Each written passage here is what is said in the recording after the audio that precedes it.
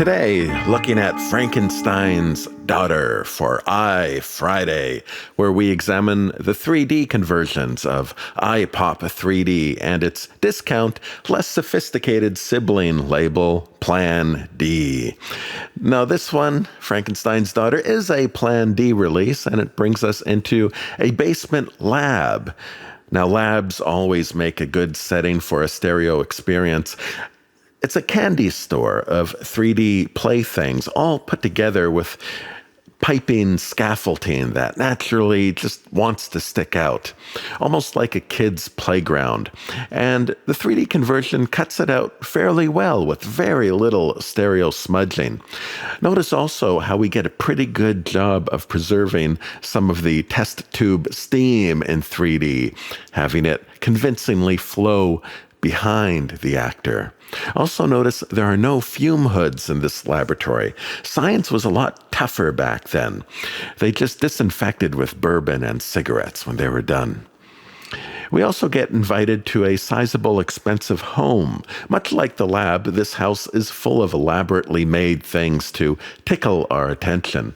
Also, the living room is large enough to have the background convincingly set behind the actors, without drawing any attention to itself. Curiously, some of the more enjoyable 3D moments in this movie were of bushes and trees in the parks. The conversion nicely captured a lot of the prickly details of that vegetation. It made for a nice juxtaposition with the relatively smooth look of the actors, helping them stand out.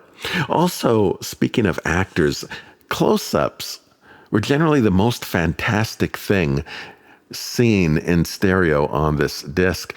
I noticed it really heightened the effect of a worried look or some sinister plan.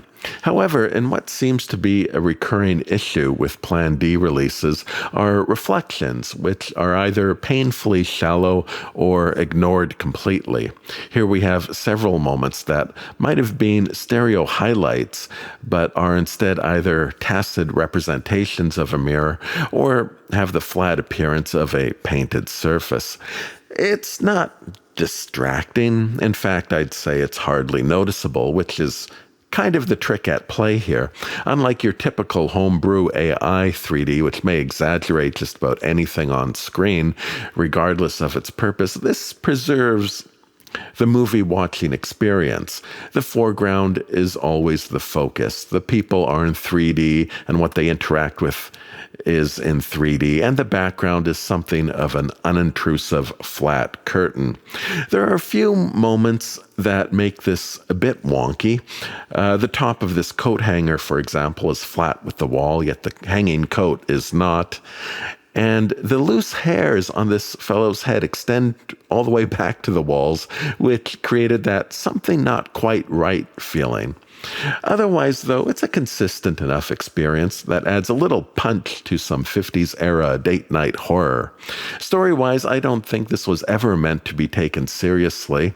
It features an extended song moment in the middle. It's obviously aimed at teenagers of the time.